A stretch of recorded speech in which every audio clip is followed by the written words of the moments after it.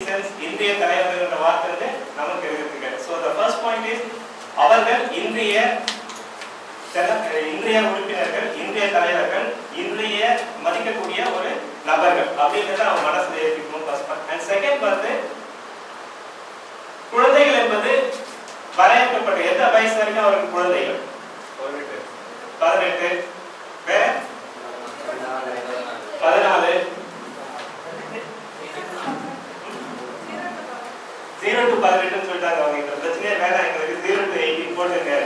குழந்தைகள் என்றாலே அவங்க 0 to 18 சொல்றாங்க.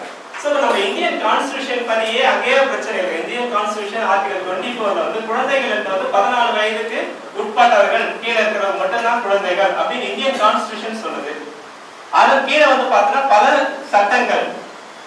பல சட்டங்கள்ல இமாரல் டிராபிக் ஆகிக்கிறது அல்லது டொமஸ்டிக் வயலன்ஸ் ஆகிக்கிறது அல்லது ப்ராஸ்டிடியூஷன் ஆகிக்கிறது. சோ இந்த மாதிரி சட்டங்களை வந்து 18 வயது நிரம்பியவர்கள் குழந்தைகள் சொல்றாங்க. முக்கியமா சொல்ல வேண்டிய சட்டங்கள்ல child labours act, child labours protection act, mines act இதெல்லாம் பார்க்கும்போது குழந்தைகள் 14. சோ ஏன் இந்த நம்ம சட்டத்திலே வந்து ஏன் இந்த குழப்பங்கள்? சோ யாரெல்லாம் குழந்தைகள் 14 15 இன்னொரு ஆக்ட்ல வித்தியாசமா 15 சொல்றாங்க. அவங்க எங்க இருந்து பிடிச்சு வந்தாங்க சொல்ல குழந்தைகள் 15 சொல்றாங்க. So 14 15 18. So let us define. So இந்த ஒரு செகண்ட் அட்வைசரி வந்து நாம் செய்ய வேண்டியது குழந்தைகள் யார், எந்த வயது வரை அவர்களை நாம் குழந்தைகள் சொல்ல போகிறோம் அப்படின்றத நம்ம மனசுல வச்சுக்கிட்டு நாம